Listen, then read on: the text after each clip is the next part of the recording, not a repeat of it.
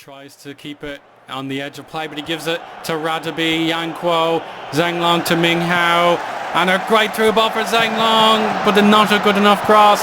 Mullen goes forward, and Shenglong! He's won the title for Shenhua! Can you believe it? Hello everybody, and welcome to episode 49 of the Pentagon Challenge. We have won the championship once and for all. It was unfortunately off camera, as I'd only been able to play for a little while, and I wasn't expecting such a ridiculous ending to a game like that. Li Shenglong, a substitute, scored in the 92nd minute to win the league. How on earth have I been so fortunate in this save? I cannot put it into words how great this feels. We were well worthy of the win, but it just took so long. Like you can see their goalkeeper got a 9.1 average rating, and it looked like we were going to have to wait just a little while longer, but the league has been secured with 3 games to go. Due to the head-to-head record, we have we've no chance of being caught by Shanghai. Guangzhou messed up their opportunity to stay in the title race. They would have had a good enough head-to-head record against us had they won, but there you go. We've beaten the 4th best team to clinch the league title, and it just feels so good. You can see Guangzhou lost in the 92nd minute as well. Talk about awesome good luck on this St. Patrick's Day. Like, I played it probably on Wednesday, and I wasn't recording, so these things happen. But yeah, like we're well deserving of this title. No one else was even close, and we can now look at the schedule again and just see the small matter of the FA Cup final. It is indeed split into 2 legs, with the away rights, or the home privilege, going to Shanghai first, and then we play them at Hongkou just a week later. So it's going to be really fascinating to see which team comes out on top.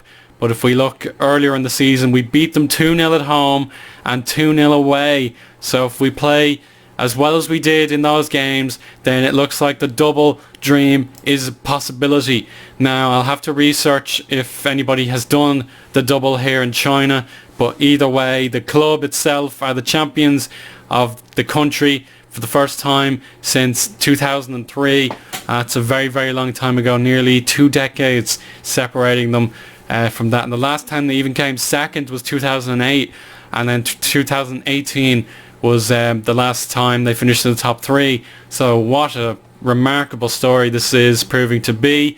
Like, you can see the decline was rapid, and here I came having to save the club from an ridiculous relegation situation, and then we improved just a little bit heading into 9th place. But again, whatever triggered the team into the fascinating play they've done, I'm just so happy. Like, there's something mental.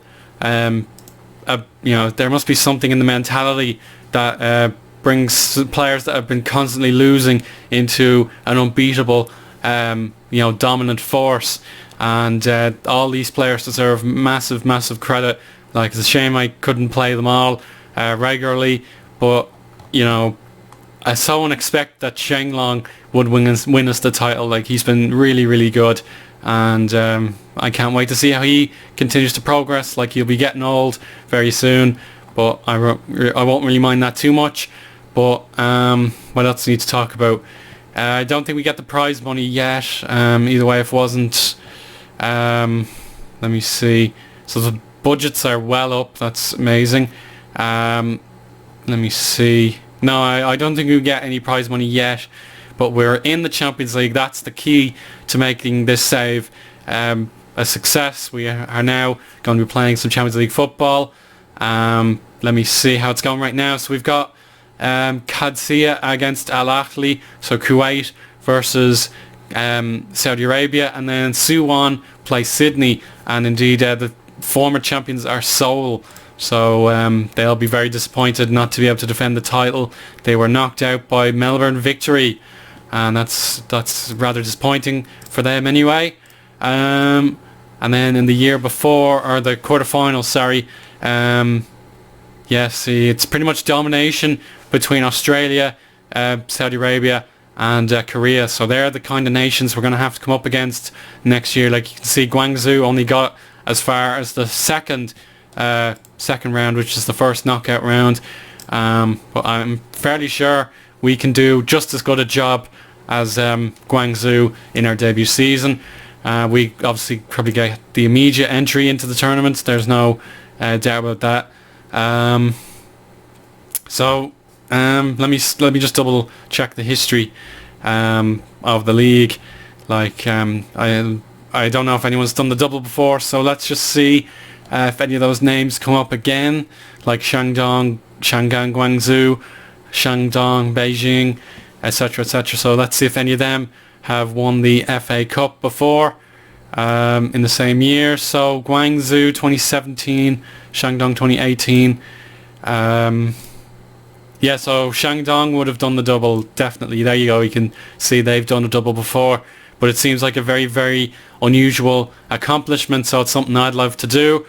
But either way, the gamble, I talked about it when I accepted this job, or when I applied for it. It was a massive gamble, because if I had have gotten the club relegated, that would have been my reputation sullied, and I would have had to start all over again. Whereas now I have a useful reputation. It's up to 35% now that I have a major piece of silverware in the cabinet, and that's just amazing. Like, I didn't think it would come so fast, but the players have just been absolutely phenomenal from the beginning of this season to the end. And you can just put it into context. Like, when I took the job, it took me a whole year for something like this to come up, and the club were 15th, and then just a season and a half later we are league winners. And I've lost so many games with Shenzhou already. Like you can see here, it was about 21 wins, 20 losses and 23 draws. Now I've gone from like a 25% win percentage all the way to 45, and I just really have become fond of this club. It looked like they were going to be terrible for years and years to come, but thankfully that is not the case. We have our first trophy together, and we are going to try and reach the double, and maybe even go for the treble next season with the Champions League, but that'll take a long time to resolve. We might have to give up one of the trophies if we're going to go for the Champions League. But either way, the Chinese season is pretty sympathetic. You only have to play the 30 games, and then the cups, they're only like about 7 games you have to play if you're going to win the cup. So that's probably a massive benefit for a country like China. But either way, I won't be able to buy any new foreigners without selling them first. Like, if we look at Chanturia, he's been here for well over 1900 days, and he's not going to be getting Chinese nationality. So that plan didn't go as expected, but I don't really care. I got a really good player in Chanturia. So the league games that are coming up are pretty much redundant. We don't need to worry about them. It's all about the FA Cup first leg. That'll be in October or November, excuse me, I'm getting my dates mixed up. So November we'll go to the cup final and see how that goes. But let's just try and review some of the best statistics the players have amassed this year. So we'll look at overall. The most appearances is Yang Kuo. He has been absolutely staggering, like 7.55 average rating in 19 appearances. I really cannot understand how good he's been, but I can't wait to see it continue. He'll be quite old now next year. Radaby 20 starts, Fu Huan 19, Sun Ji, Chanturia, Dan Suo actually managed to play 17 games ahead of Du Jia on the 14 there. And then goals, this is a massive change. Like, I know it might not seem like we're dominant in front of goal, but so many players were consistently getting on the score sheet. But it was Karadzic who scored 12 times. Peng Changming is one of the league's top scorers with 10 goals scored and then 1 in the cup. And then Shenglong has 10 goals himself. Zi Yang or Ziyang, as I should say. Like, how good has he been, having a massive injury layoff and still scoring 6 goals from the wings? That is super impressive. We've got Shenglong and Geng Zonglin on 4 goals, and then a lot of other guys have some goals as well. But if we look at Zonglin, he still won't sign a contract. He's not happy, and maybe, just maybe, he'll be moving on at the end of the season. Shenglong, the best assistant by a long distance. Now, he probably doesn't have much left in the tank at 34 years of age, but China doesn't produce many superstars, and this guy is definitely a superstar.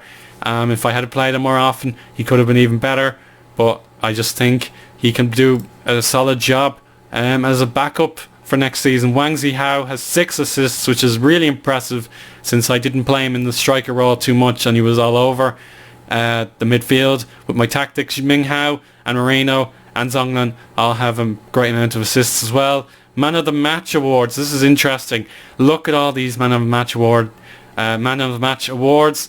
Yang Kuo eventually, he has 3 so far. We could see that stat change in the next 3 games.